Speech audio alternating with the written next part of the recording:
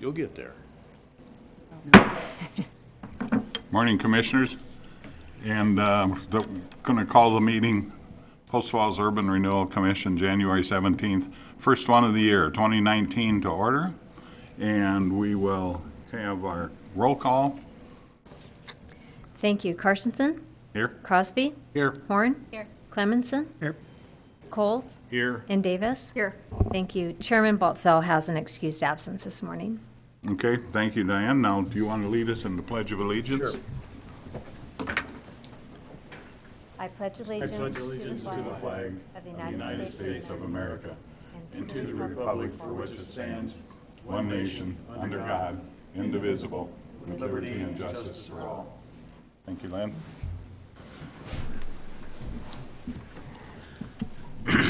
Okay, today we have our newest commissioner with us, Eric Clemenson, way down in the end. Welcome, Eric. Thank you. I'm sure you got it all learned, memorized by now, what you're doing. This is one of those times when an eidetic memory would come in handy. Oh, it'll happen. And also we have Len and Jerry Baltzell have been reappointed by the mayor to serve for another year. Congratulations and thank you. And we will move on to election of officers. That's a January meeting. We have election of officers. So election of officers, Article 3, Section 2 of the agency bylaws states, officer terms shall be for 1 year and elections will be held at the Post Falls Urban Renewal January meeting with appointments made at that meeting. Vice Chairman Carstensen will open the floor for nominations for chairman. Any nominations for chairman of this fine group? Seeing none? Mr. Chairman, I'm sorry, go ahead, Jerry. Oh, go ahead. No, go Oh, ahead. I was just going to make a motion that we keep our slate of officers, the existing slate of officers that we had this last year in place for all positions. I would second that. Okay, we have a motion and a second. All in favor? Yes. Say aye. Aye. Opposed? Okay, then we will have Jerry Baltzell will be chairman again, I will be vice chair, and Len will be treasurer. Do we need a show of hands for that one, Pete? No, voice vote's fine. Okay, Very good. we had that. Now, down to new business. Thank you guys for volunteering to serve again. Consent calendar. Pardon? Consent calendar. Yeah. Oh, I'm sorry, Or consent calendar, conflict action disclosure items. first. Conflict disclosures, is there anybody here this morning that has a conflict with anything on the agenda? Also, you have a page laying in front of you to be signed and given to Diane for this year, if you have seen it or signed it already. Okay, conflict disclosure, no conflicts for anything today. Don't appear to be. Consent calendar. Diane, would you want to run through that? Thank you. Good morning, Commissioners. Item A in the consent calendar is a commission meeting minutes of December 20th, 2018. Item B is the payables for this month totaling $9,929.78.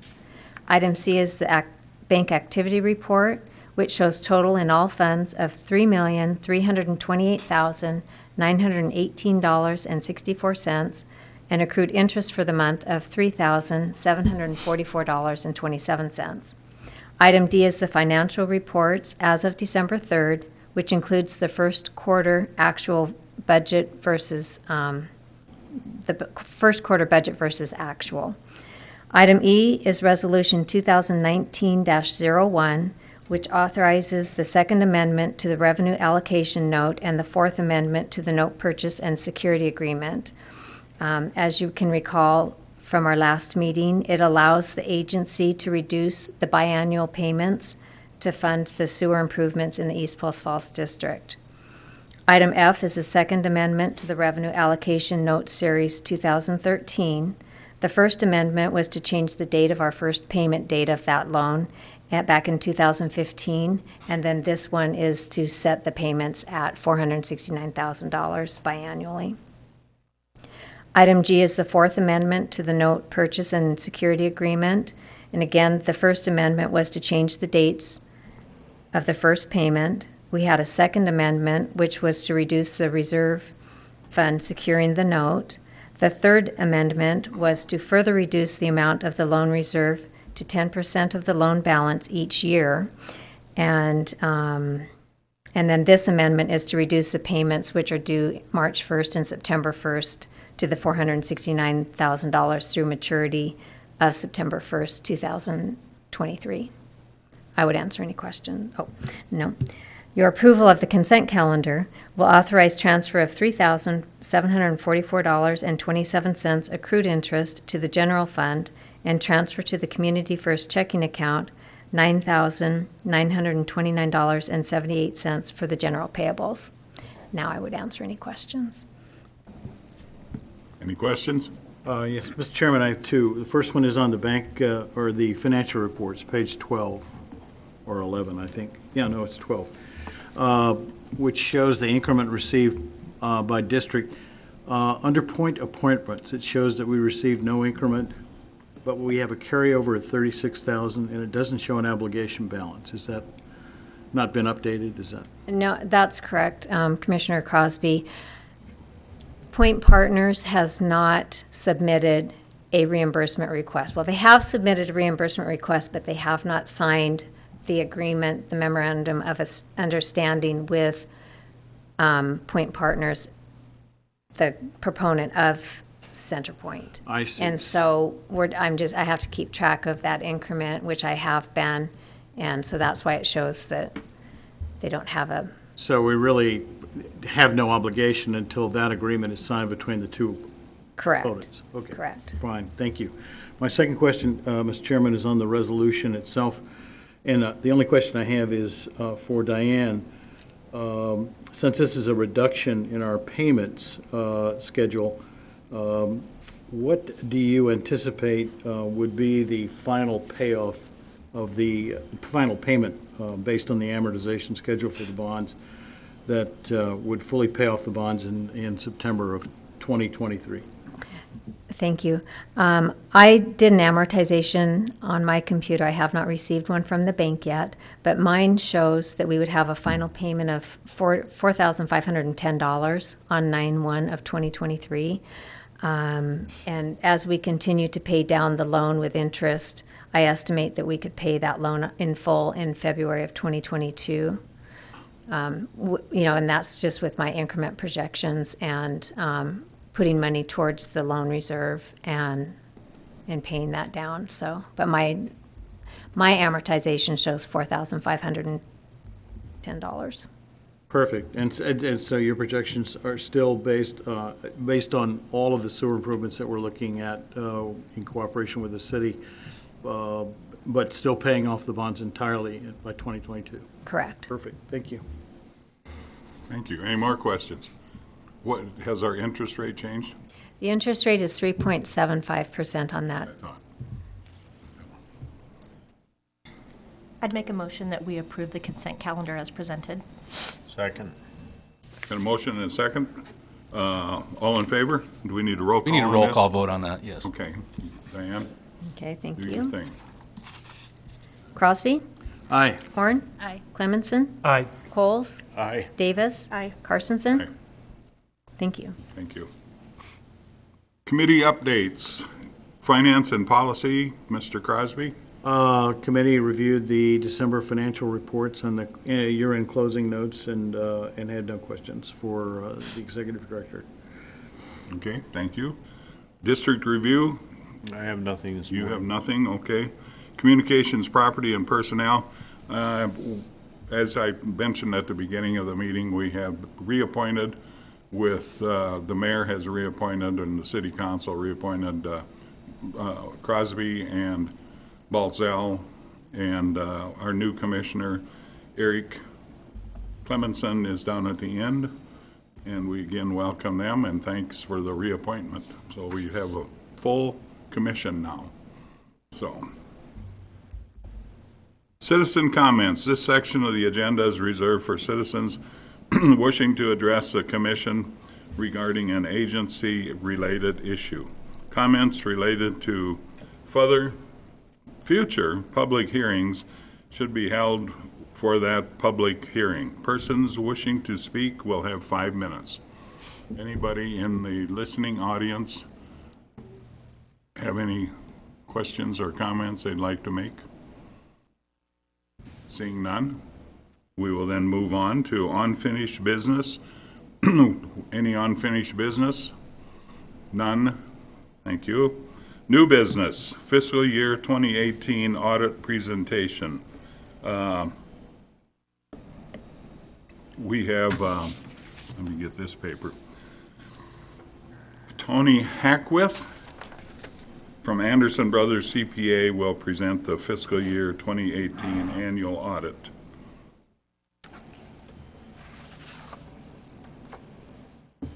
Thank you. Good morning. My name's Tony Hackwith, and I'm with Anderson Brothers.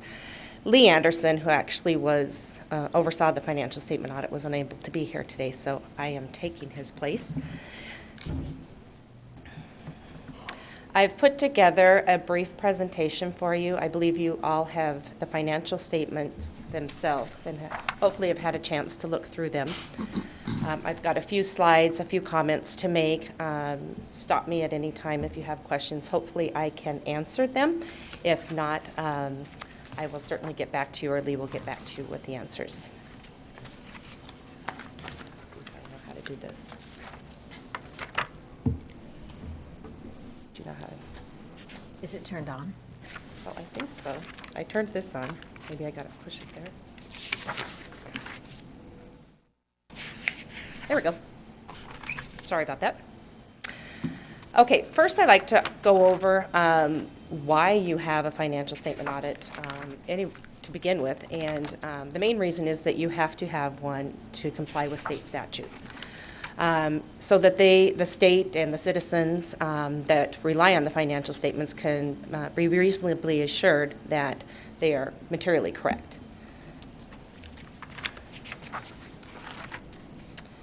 As a result of our financial statement audit procedures, we issue two different reports. One is a report over your financial statements as a whole, whether or not they're materially misstated, and if our audit procedures were able to verify that the information that's reported in your financial package is materially correct.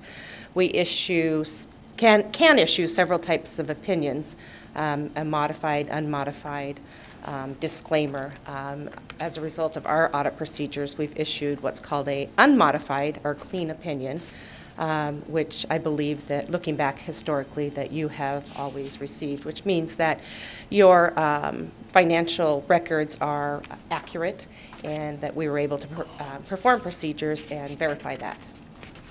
The second report we issue is a report that's required by governmental auditing standards, and that report goes over and issues either, again, an unmodified clean opinion or disclaimer, and we have to look at your internal controls as part of our audit procedures to make sure that you have good internal controls so that we can rely, or the citizens and the commissioners can rely that you guys are in compliance with laws and regulations and that your internal controls are sound. We don't look at all of the laws and regulations outside of your financial statements and finances. That's what you have counsel for. But as far as laws and regulations and compliance in regards to your financial information, again, we found that to be in good shape, and we issued an unmodified opinion. I'm just going to go over kind of what's in your financial packet. It sounds like many of you have been on the commission for quite some time, and maybe a couple newer individuals. Pages 3 through 8 of the financial reporting package in front of you is what's called your management discussion and analysis. And this is written by Diane and/or probably with the assistance of commissioners. And it's basically a narrative of what's happened in the agency over the last year, and some of it also talks about what you see that is going to happen in the future. So it's kind of like a book report of your financial activity for the year. A couple highlights out of that for this last year was that the city center district closed, and you actually returned to the taxing entities $448,000. And your outstanding debt to Washington Trust Bank at 9/30/18, the close of your fiscal year, was $4.2 million. There's a lot of other good information in there on what's happening in your agency. I won't go over all of that. Pages 9 through 10 are your what's called full accrual financial statements. So these financial statements, the balance sheet, or it's called the statement of net position, show all of the assets of the agency and liabilities, including long-term liabilities. And your assets less those liabilities comes down to what's called your net position. And your net position at 9/30/18 was a negative $939,000. Prior year ending was almost 2.2 million. So your change in net position of 1.258 actually increased your net position, decreasing that deficit balance. In urban renewal agencies, it's not uncommon to see in the full accrual financial statements your statement of net position as a negative balance. So I wouldn't be alarmed at that at all. You focus on and you budget more on what's called the modified accrual basis, so current resources, cash in, cash out, and that's the next two statements that I'll briefly talk about. Yes, Lynn. Mr. Chairman, Tony, I wanted to just clarify the negative net position, because essentially what the negative net position says, and correct me if I'm wrong, Okay. is that we've made commitments to people for whom we've done an urban renewal plan to make reimbursements of public improvements, some of which have not been installed, some of which have not been paid for, and we are relying on future tax revenues to create that. So in essence, our net position will always be negative if we're doing our job. Correct. Until we reach a point where we've got more cash than we actually need, which means we should be closing urban rural districts. That's correct. Very Thank correct. you. So page 11 of your financial package, this is the governmental funds balance sheet. And again, this is more of your current resources. So on this balance sheet, your long-term debt of the $4.2 million is not presented. What's presented are your current assets, your cash, receivables, property tax receivables, and then current liabilities, any outstanding payables that you have, accrued liabilities such as payroll. And so on here, your total assets at 9/30 were $3.89 million. Total liabilities were only $547,000. You had deferred revenues of $110,000, and those are just property tax revenues that you had not collected within 60 days of the close of your year end. So your fund balance is actually positive, and it's a $3.24 million fund balance. And again, that's assets less liabilities is the fund balance. $596,000 of that was restricted for debt payments, debt covenants. Almost $2 million was assigned for projects, so that's the commission has assigned certain monies for specific projects. And then $581,000 is unassigned, so available for whatever business purposes and operations that you need that money for. Page 12, this is basically your profit and loss statement. It's called a governmental fund statement of revenues and expenses and change in fund balance. Again, this is on the modified accrual basis. Your change in fund balance was actually, you actually spent $377,000 more this last fiscal year than you brought in revenues. The prior year you actually had more revenues, $1 million more, and that again is going to just fluctuate depending on the tax revenues that you receive and project outflows that occur during a given year. So that will be volatile in any given year. Your property tax revenues for your 9/30/2018 year end were $354,000 higher than the prior year. Your other income was $111,000 higher than 2017. Interest and investment earnings were $56,000 higher. Your expenditures were higher, which actually created part of that expenditures over revenue for the year. They were 1.975 higher than in the prior year. And your principal and interest expenses were actually $701,000 less than 2017. So I believe that you had refinanced perhaps your debt, and so that contributed to that decrease as well. Any questions so far on the financial statements? Okay. Just wanted to point out, I'm not going to go over them, but pages 14 through 28 are the footnotes to your financial statements. So these kind of go in more detail about the accounting policies of the entity, as well as explain some of the other information in the financial statements themselves. Then pages 29 through 31, this is called your required supplementary information. This shows some information on your PERSI liability, and that was implemented a few years ago, where you now have to show if PERSI were to go under, what the agency's potential liability would be to employees in relation to that. So there's some information on page 29 in relation to that, and then 3031 is just showing your budget reports and information on your budget, so it shows what you actually expected last year versus what actually happened. And that is all I have as far as your financial statements, footnotes go. I have a couple graphs here next that I put together that I just, it's kind of interesting to see where you've been the last several years versus the current year. This graph shows your total revenue and expenditures from 2012 to 2018. So you can see again, depending on the projects and when your property tax money comes in, that can fluctuate quite significantly year to year. And this shows from 2012 to 2018 what your fund balance, so revenues over expenditures, over time create your fund balance, and you spend that down, or it increases again based on the volatility of your revenues and expenses. So this just shows, and it breaks up into, the blue is your unassigned, so those are monies available for discretionary spending. You've got assigned in the green, those are monies that you guys have said are for particular projects.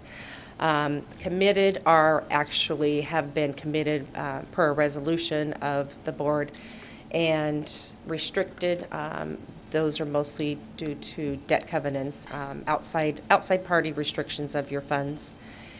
And then the non-spendable, those are prepaid expenses. So if you have prepaid some items at year end, those make up a portion of your fund balance that's prepaid, and that's typically nominal each year.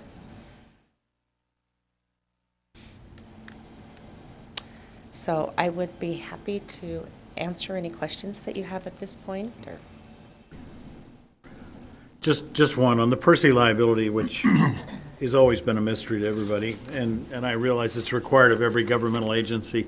Does that take into consideration actuarial tables, the age of our employees, the number of employees we have, and for what period of time? It does. And the numbers that are reported for your entity are on your statement of net position, which is on page 9. So your net pension liability at September 30th, 2018 is $22,565. That's down in your liability section in your long-term liabilities. And that is measured at the state's fiscal year end. So it's measured at 6/30 of 2018. And then we have to do some calculations to project it forward to your fiscal year of September. But yes, they take into account, PERSI itself has an audited financial statement, financial audit performed each year over their program and their numbers and their financial activity. And they also have to hire an actuary who looks at the whole group, age, demographics, retirement, and all of that, to come up with a total net pension liability for PERSI, and then that's then allocated out to each of the various districts, and that's how we come up with the numbers for your financial statement. Thank you for shedding some light on that. Sure. Any more questions?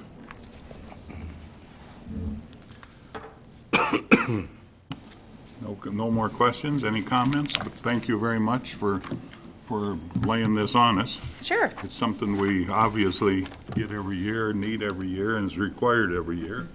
So it gives us a little better handle, I think, on where we're going or where we came from and where we're going. Yes. So if we have no further questions, we will need a motion to approve. Yes. Mr. Chairman, I would move we approve the audit for fiscal year 2018 with thanks to Anderson and to Tony Hackworth for that presentation. I'll second that. Okay, we have a motion and a second to approve. We need a roll call vote on this. Sure. Carstensen, Aye. Crosby, Aye. Horn, Aye. Clemenson, Aye. Coles, Aye. and Davis. Aye. Thank you. Thank you. Thank you. Thank you. See you next year. Okay. Thanks, Tony. Okay, next on the agenda is under new business is B, which is Beyond Green Owner Participation Agreement, the OPA. You want to explain that to us, Diane? And Certainly. Before you is a draft of the OPA, which is created by Attorney Bredesen and has been reviewed by the Executive Committee. Upon approval, it will be sent to the proponent for their review, and if there are any changes from the proponent, that would come back to the Commission for final approval and execution by both parties. If there are no changes to the document, the proponent will sign and simply return to the agency, which I will then go to the county and record. okay, so what's the status? Where are we at on this at the moment? This draft agreement needs to be approved by the commission for release to the proponent. I just wanted to highlight a few provisions that I included in here. I used the agency format for the OPA in an existing district. I did add section 3.4 to bind the proponent to not seek property tax exemptions provided by Idaho law during the term of the plan and district. Section also makes it clear that that obligation is binding on proponents, successors, and assigns. And then the OPA will be recorded so it shows up on title for any property that's in the district, if it's sold or leased or anything. I also elaborated on section 6.3 regarding the proponent being bound by existing agency policies, specifically referenced the agency's relatively new addendum to policy number 7, which establishes revised reimbursement parameters for urban renewal districts created after August 1, 2018, and policy number 18 governing reimbursement for soft costs. The exhibits were mainly taken right from the plan. Exhibit A2, the legal description of the district, was supplied by JUB. And that's about all I wanted to highlight.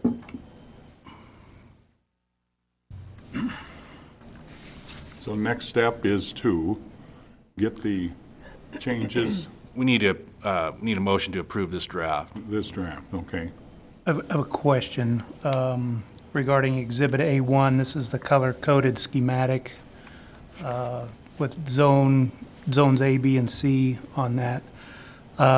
Is that a notional design, or is that something that, or has that ground already been essentially platted out, or is this just what a representative example of what may go in there? That's correct, Commissioner Clemenson. When we adopted the plan, this is what they supplied us, but it will be determined on what users come in and what best piece of property fits that use, and then it could possibly change. Okay, but such the street layout and such, that's something that the proponent would then be progressing towards somewhat like is represented here. Somewhat like that, yes, Okay. depending on the size of the buildings and stuff like that, they might need to be adjusted a little bit. Okay. I think the access points onto Highway 41 have been pretty well set in stone, primarily because they needed to interface with ITD, particularly with regard to the improvements that they're making in the next couple of years to Highway 41. So that will set the pattern, but obviously, if we have a user who comes in and wants, instead of an 18-acre site, a 50-acre site, that's going to change the layout and the schematics. Okay, and the earlier in the process, the more easily they can amend the design process. Sure. And as we've seen with other districts, the layout of the streets is just basically the developers and the city's best estimate of what we'll have, but the actual user will determine those locations. So you mentioned the access points to Highway 41. In a similar fashion, would the access to Hayden Avenue and Prairie Avenue, those be coordinated with the respective highway districts? Yes, for sure. Yeah. Okay. Because but as you see, most of them have either traffic lights or interchanges, and so that's going to have to be approved by that particular highway district or the Idaho Transportation District. They can't really just willy-nilly do that. Okay. All right, thank you. Any more comments or questions? Mr. Chairman, I would just say that, I think the additions that Pete's made have been perfect. They reflect the concern that the commission had with regard to the possibility of another governmental agency, particularly a taxing entity, granting a specific proponent or a specific employer coming into the agency, into the community, some form of tax relief, which would impact our ability to reimburse the proponent for the public improvements. And they also, because of just the fact that we had preliminary estimates of cost, it brings, Section 3.4 brings back the fact that we do have a reimbursement procedure that limits the amount they can be reimbursed for soft costs. So, and we've had that fight before, so that was a very important addition to the format.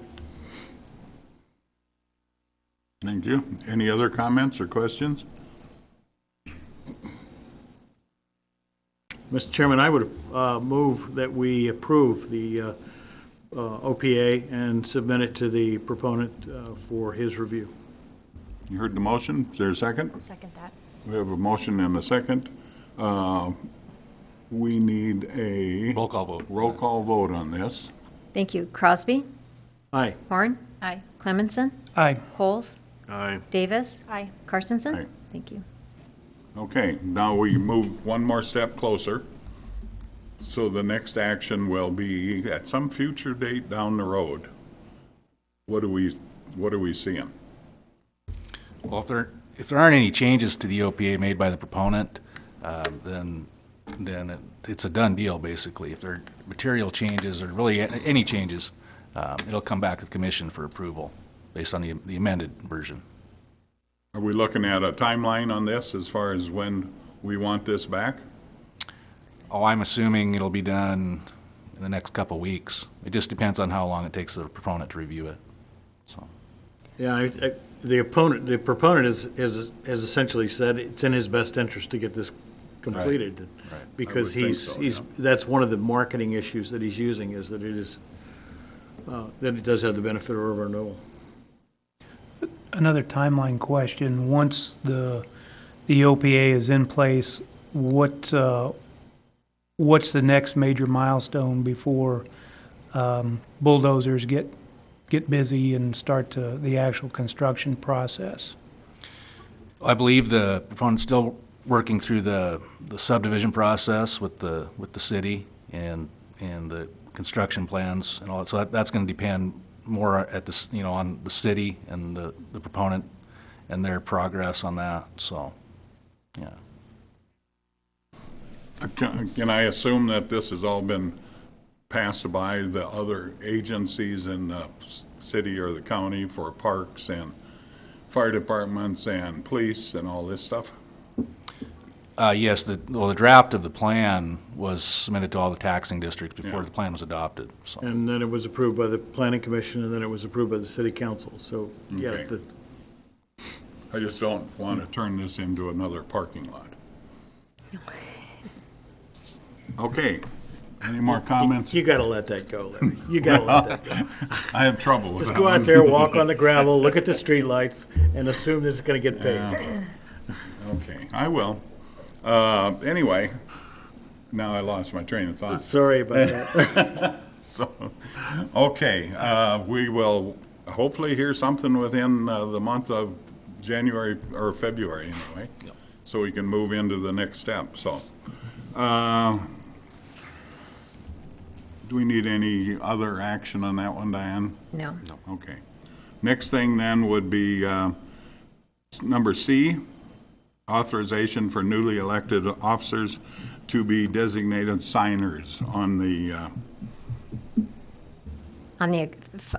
Accounts that we have with our financial institutions. now since it's all the same, do we need a change? We don't need a change, but I will still submit a letter to them stating that there was no change, and then once these minutes are approved next month, then I'll send out that letter. Okay, so we do nothing at this point? We don't need a any- motion and a roll call vote, yeah. Okay, we still need a motion on that. Is there a motion for authorization for the newly elected officers to be designated signers on our checking account and so forth? I make that motion. I'll second. Okay, we have a motion and a second. Roll call or just voice? Roll call. Roll call, okay. Crosby? Aye. Horn? Aye. Carstensen? Aye, Davis? Aye. Coles? Aye. Clemenson? Aye. Thank you. thank you. Now, if I recall right, we also had Diane on there as a emergency signer, is that correct? Yes, Does that include, this motion include that? It that would, does. yes, it would. Okay, okay. Then we got that all under control. You'll let us know if everything falls into place. I will. Okay, next thing is staff reports and updates. Perfect, thank you. You mentioned the parking lot. They have installed the lights out there, and so the next step, they'll have to wait till spring, and they'll install the sidewalk, or the curbing, the little bit of sidewalk that they have, and then pave it, so, pave and stripe it. so Spring 2019? Hopefully. Okay, thank you. Any questions on that? Hope not. I also wanted to note that I drove through Centerpoint and Expo last week, and the contractor that did Expo Parkway and Jacqueline Road, T. La Riviere, he was out there finishing up some work on the north side of Jacqueline Road. And when I spoke with a representative from the Centerpoint District in December, he informed me that there was a 24-acre parcel on the east side of Beck Road, and they were waiting for that to be sold. It was divided into a 16-acre and an 8-acre parcel, and so now they can determine where Expo Parkway will go through. And so I saw some work being done for that, so we will see Expo Parkway completed this year. Did they indicate if there's any traction with any projects going out there? If there's been any interest? In Centerpoint, there is, in the 24-acre parcel, what was it, Eight the and 16-acre parcel, I'm like, okay, my math isn't doing right. In the 16-acre parcel, there'll be Crown Enterprises, which is a trucking company, and then UPS will be on the 8-acre parcel. So, and also UPS was looking at a parcel on the corner of Celtice and Pleasant View, which is in the Expo District. And the representative from Expo told me that as far as he knew, that their prices were lower or just as competitive, but UPS chose to probably be closer to the Beck Road interchange in that. So they're still moving forward with looking for more businesses to come in and out at Expo. And as far as the housing, Woodbridge South, they've sold out their first phase of that. So it consisted of 41 homes.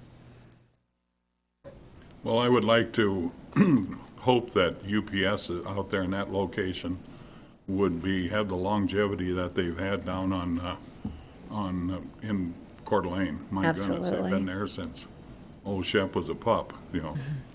So, any questions, comments? Anything else on? I would just like to schedule a workshop for March 5th to present the 2018 annual report to the commission before I give it to the full council on March 19th. Everybody got that? Any conflicts that you know of? If not, we'll assume it's going to be March 5th. Yes.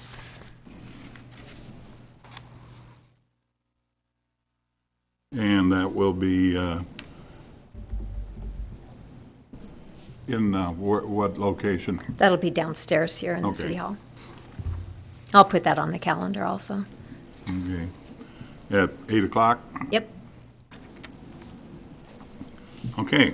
Any other staff reports or updates? That's all I have. Thank you. Commissioner comments? I would just like to thank everybody for the warm welcome, and I look forward to really sinking in and digesting a pretty massive amount of data, and as well as the historical activity of the agency. And I did have a question, and this, just wondering if there has been previous discussion about having email addresses for the commissioners that is sponsored, that is hosted off of the agency website, basically an official email address for each commissioner. And the kind of the impetus for the question is to segregate agency business away from personal business in our respective personal emails. So, I don't recall that's ever been discussed. I don't believe it has. Like Commissioner Clemenson said, if you have a separate agency email account, it prevents the hassle if we get a public records request of sifting through your personal email account to see what is agency business related versus personal. So there is a benefit to having a separate email account. With this agency, I believe all email is either Diane is CC'd on or it's exempt from disclosure. So, I don't think the need is as great with this agency as other governmental entities, but it's still, there still is a benefit to having those separate accounts if there is a public records request. Is there any disadvantages? Well, cost, and then Diane, is there an additional cost through Zoll Media for having the? No, that's included in our Okay. $75. And then there's just, the minimal hassle you'll all have of having another email account to keep track of, so. So I just basically wanted to float that idea for a kind of a cost-benefit analysis, an informal one, of course, but anyway, just food for thought at this point. Perhaps we could discuss it further at the next workshop. Yeah, okay. Yeah, and I do have the instructions on how to do that off of our website, so. Well, I know the last few days I've been going through and unsubscribing to many things that are why I get them, how I got them, I have no idea. And then find out it's as hard to unsubscribe to things as it is to subscribe to some of them. So I'd encourage us to go forth with that idea. And thank you, Eric, for bringing that up, because I know as long as I've been here, I don't think it's ever been discussed. So next workshop, put that on the agenda. Any other commissioner comments? Hearing none. Chairman comments, I have nothing unless Jerry is listening at home, that he has something to call us quick. And if not, I'd make a motion for adjournment. So moved. Have a motion? Second. Second. We have a motion and a second for adjournment. All in favor say aye. Aye. Opposed? We are adjourned.